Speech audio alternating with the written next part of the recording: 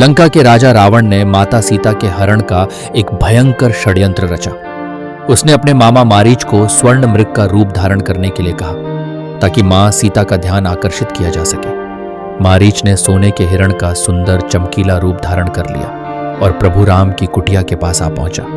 मां सीता ने स्वर्ण मृग को देखा और उससे अत्यधिक आकर्षित हो गई। उन्होंने प्रभु राम से उस मृग को पकड़ने का आग्रह किया, जिससे लक्ष्मण और प्रभु राम दोनों चिंतित हो गए। परंतु मां सीता के आग्रह के आगे प्रभु राम ने मृग का पीछा करने का निर्णय लिया। प्रभु राम मृग का पीछा करते हुए घने वन में दूर चले गए। काफी देर तक पीछा करने के बाद थका हुआ हिरण एक छायादार घास के मैदान में रुक गया।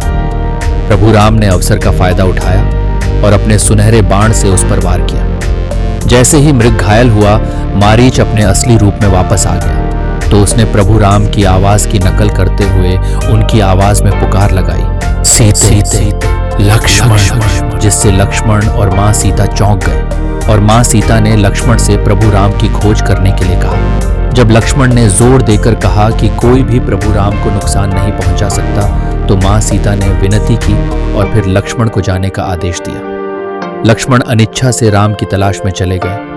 मां सीता को सुरक्षित रखने के लिए लक्ष्मण ने कुटिया के द्वार पर लक्ष्मण रेखा खींची और प्रभु राम की सहायता के लिए चले गए। इसी बीच रावण एक साधु के वेश में आया और मां सीता से भिक्षा मांगी। जैसे ही मां सीता ने रेखा पार की, रावण ने अपना असली रूप प्रकट किया और मां सीता को अपने रथ में बैठा लिया। मां सीता ने मदद के लिए पुकारा, परंतु कोई उनकी सहायता के लिए नहीं था।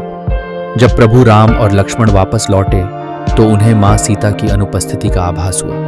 उन्होंने मां सीता को खोजने की शपथ ली और उन्हें ढूंढने के लिए संकल्पित हो गए। क्या प्रभु राम और लक्ष्मण मां सीता को बचाने के इस कठिन मार्ग पर सफलता प्राप्त करेंगे? क्या रावण अपने घमंड और अधर्म के कारण विनाश को न्योता दे रहा है? जानने के लिए बने रहिए रामायण के अगले भाग में।